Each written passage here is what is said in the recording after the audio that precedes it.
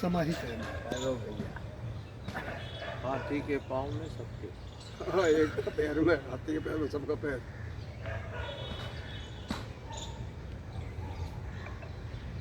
तमाम उपस्थित साथियों का मैं अभिनंदन करता हूँ।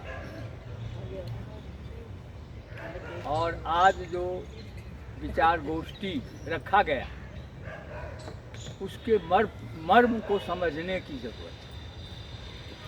सब लोग बोले, बहुत अच्छे हमारे शशि जी बोले, और मुझे बहुत प्रसन्नता हुई कि उन्होंने सही दिशा में बात की। डॉक्टर साहब बोले,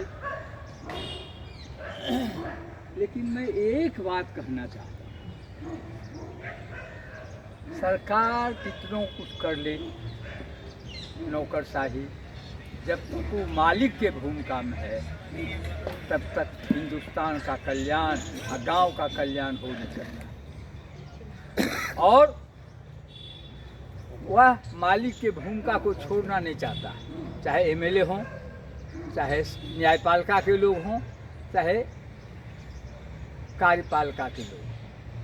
और एक बात जो मैंने अध्ययन किया है, शशि जी आप हमारी बात को गौर से सुनिएगा, मैं बता रहा हूँ, और उसको अगर आप अपने थी में दे सकते हैं, थीसिस में लिख सकते हैं तो ज़रूर लिखिएगा।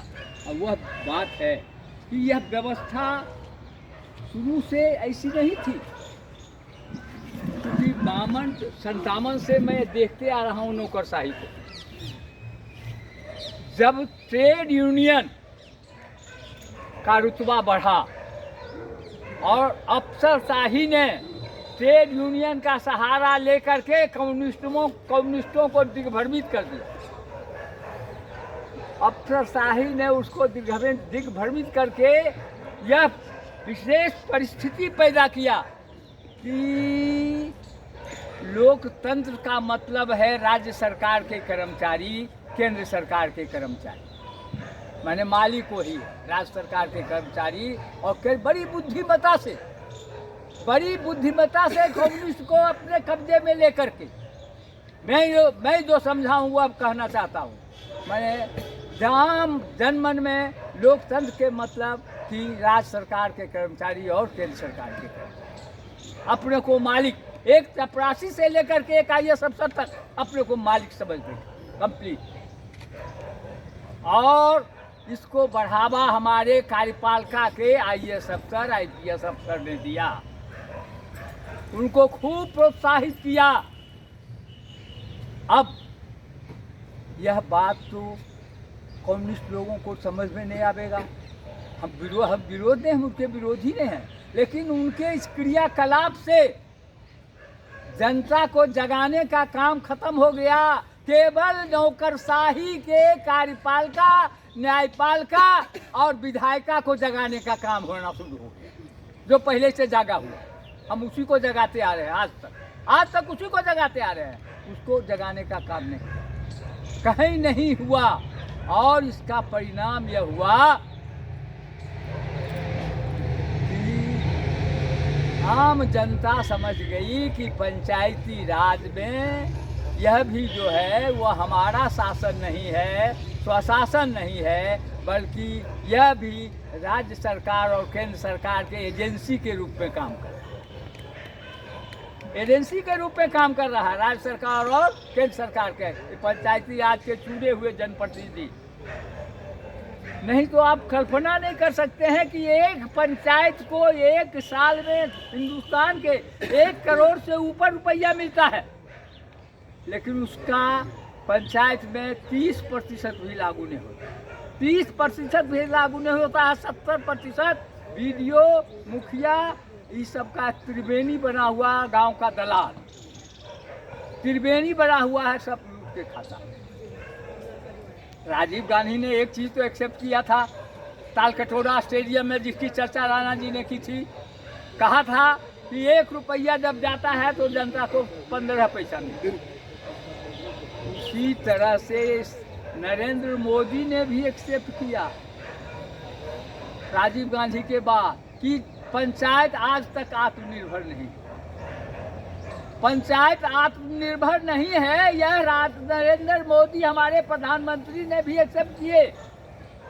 और 24 अप्रैल 2020 को उन्होंने पंचायत दिवस पर जो वर्चुअल संबोधन किया, उसमें उन्होंने कहा कि पंचायतों को आत्मनिर्भर होना ही होगा और स्वामित्व मैंने दिया। अब देखिए, स्वामित्व दिया, लेकिन स्वामित्व दी के IAS अफसर, IPS अफसर ने उस स्वामित्व का कैसा धज्जी उड़ाया कि उस स्वामित्व का के प्रति जो मैंने भ्रूण हत्या कर दी। स्वामित्व दिया का मतलब सीमांकन। मोदी का कहने का मतलब था 24 अप्रैल 2020 को कि सीमांकन मैंने किया, पंचायत क्षेत्र का स्वामी पंचायत होगा। सीमांकन होने नहीं दिया कार्यपालिका ने, न न्यायपालिका ने होने दिया, न कार्यपालिका ने होने दिया, न विधायिका ने होने दिया। कोई नहीं सीमांकन मानने के लिए तैयार हुआ, क्योंकि राज्य सरकार के विधायक बाधा बन के खड़े हो गए। वैसी परिस्थिति में मैं जब अपना जीवन 50 साल पंचायत में लगाया, हमको लगा कि यह वह क्या होगा, कैसे होगा। जब जनता को अविश्वास है पॉलिटिकल पार्टी पर, कोई एकदम किसी पार्टी पर माने समर्थन, और जो लोग बोलते हैं, मीडिया लोग कहते हैं, ये लोग तो और धोखा दे रहे हैं। जनता कोई भी पॉलिटिकल पार्टी के प्रति, आम जनता का कोई मोह नहीं है, कोई नहीं झुकाव है, सबका अविश्वास है, सब अविश्वास। चाहे बीजेपी हो, चाहे कांग्रेस हो, चाहे आप हो, चाहे कम्युनिस्ट के पार्टी हो, सब लोगों के प्रति अविश्वास है गांव के। इसीलिए ग्राम सभा में लोग नहीं जुटता है, क्योंकि वो कहता है कि यह भी सरकार का एक एजेंसी, इसलिए नहीं जुटता। मैं यह इसलिए कहना चाहता हूँ। और इसका कारण नतीजा आज देख लीजिए। 75 साल में टोटल जनता, टोटल देश की जनता, विश्व गुरु बनने की बात को छोड़ दीजिए, सारा 1 करोड़ 40 लाख जनता हाथ पसारे हुए भिखारी बन के खड़ा, भिखारी बन के खड़ा है। और लोकतंत्र की बात करते हो, 75 साल में लोकतंत्र के जगह पर पूरा राजतंत्र स्थापित कर दिया गया। एक व्यक्ति के हाथ में पावर सीमित, जिला में कलेक्टर के हाथ में पावर सीमित, स्टेट में मुख्यमंत्री के हाथ में पावर सीमित, और केंद्र में प्रधानमंत्री के हाथ में पावर, और बाकी जितने हैं वो कठमुल्ला, जो मोदी कहेगा उनके मंत्रिमंडल झाल बजाते, वही जो मैंने कलेक्टर बोलेगा उनका टोटल स्टाफ वही झाल बजा देगा। अरे भाई, जब पंचायती राज में जब संवैधानिक दर्जा मिला और 29 विषय संविधान में व्याख्यापित हो गया कि यह जो 29 विषय है वह राज्य सरकार पंचायतों को देगी, और नगर पंचायत में 18 विषय है वह राज्य सरकार, केंद्र सरकार मन को देना है, मैंने राज्य सरकार को नहीं, बल्कि काउंसिलर जो है मैंने दिल्ली के उनको देना। लेकिन कोई बात नहीं, कोई नहीं, वो जागने वाला, जनता जागने वाला कहा। जनता को तो है कि 2000 रुपया हमको देगा सम्मान समारोह, 3000 हमको देगा, 500 हमको देगा, और यही सम्मान समारोह में जनता उलझी हुई। मैंने सोचा इसका निदान क्या है, कि संविधान खतरे में है, तो इसका निदान क्या है, कैसे संविधान की रक्षा होगी। जब तक गांव का लोग खड़ा नहीं होगा, जब तक पंचायती राज के चुने हुए प्रतिनिधि अपने हक के लिए खड़ा नहीं होंगे, तब तक इस लोकतंत्र को कोई नहीं बचा सकता। और तब मैंने एक भजन लिखा, और भजन लिखा आप लोगों को सुनाता हूँ, आप लोग समझिए, उसके मर्म को समझिए। वह भजन था कि हनुमान जनता है, लक्ष्मण लोकतंत्र है। लक्ष्मण को शक्तिमान लगा, कहा कि रावण अब गया, अब लोकतंत्र गया, अब कहाँ, अब राम कहाँ, अब तो जाए भिखारी डोले।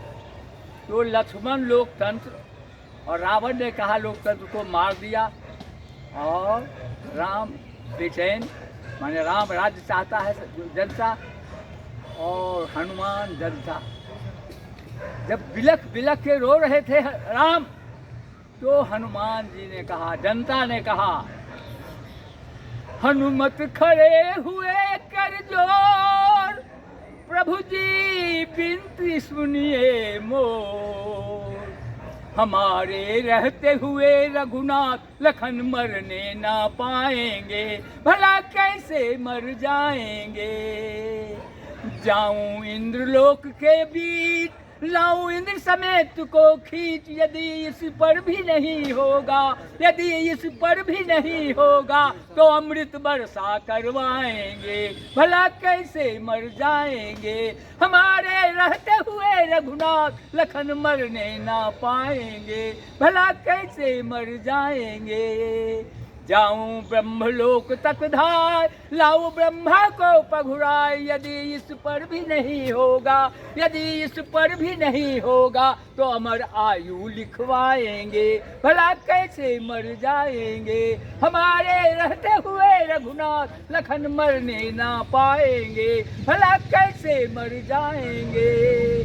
सच कहता हूँ कृपा निकेत, लाऊं शिव कैलाश समेत, यदि इस पर भी नहीं होगा, यदि इस पर भी नहीं होगा, तो अमर बानी बुलवाएंगे, भला कैसे मर जाएंगे। हमारे रहते हुए रघुनाथ लखन मरने ना पाएंगे, भला कैसे मर जाएंगे।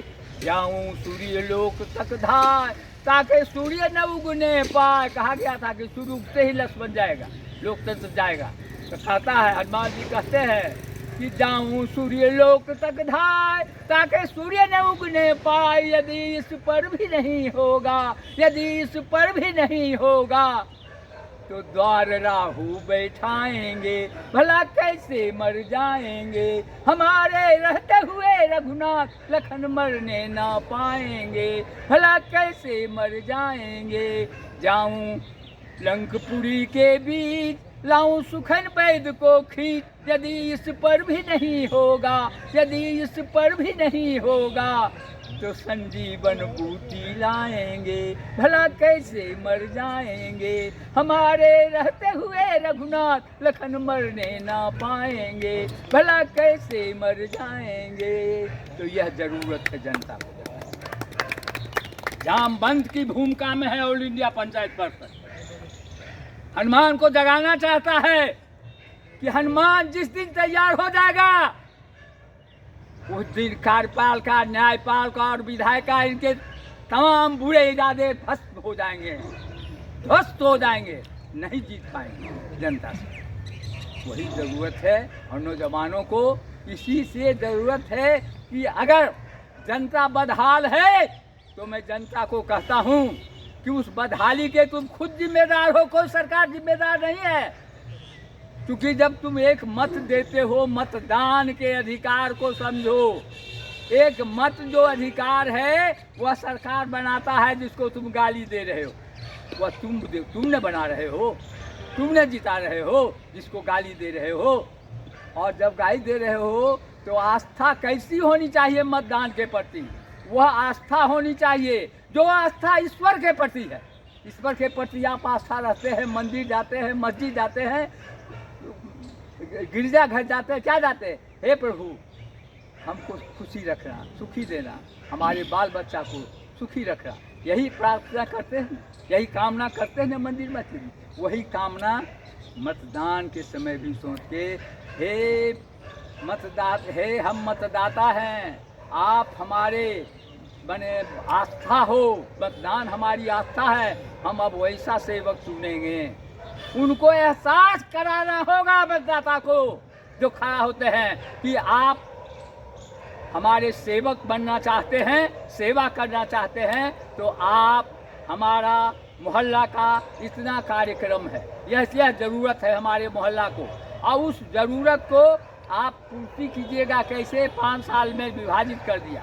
पहले जो ज़रूरत है उसको पहला साल, दूसरा साल में फिर जो ज़रूरत है, तीसरा साल, चौथा साल, 5 साल का हम टारगेट बनावेंगे। मतदाता को कहना है कि टारगेट बनाओ, और उस टारगेट में जो आवे मोहल्ला के लोग एक साथ बैठ कर के तय करो कि भाई हमारा यह मोहल्ला का काम है, इसमें तुम कैसे पूरा करोगे तो बताओ।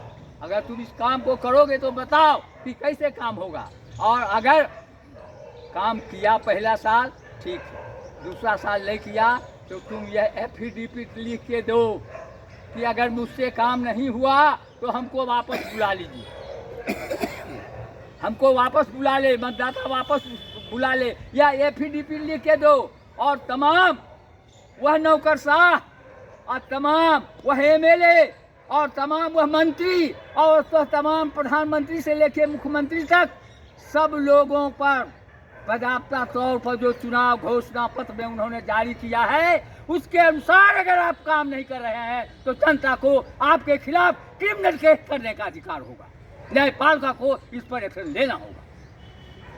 इस ढंग की जागरूकता पैदा करने की जरूरत है और तब देखिए कि कैसे नहीं बदलता है।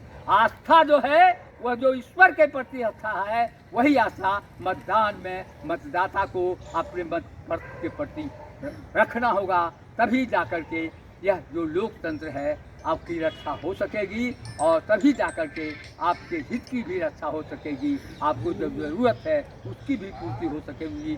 तो लोग हंसते हैं, जब मैं बोलता हूँ तो कुछ लोग हंसते हैं, यह होने वाला नहीं है, दिवा स्वप्न है।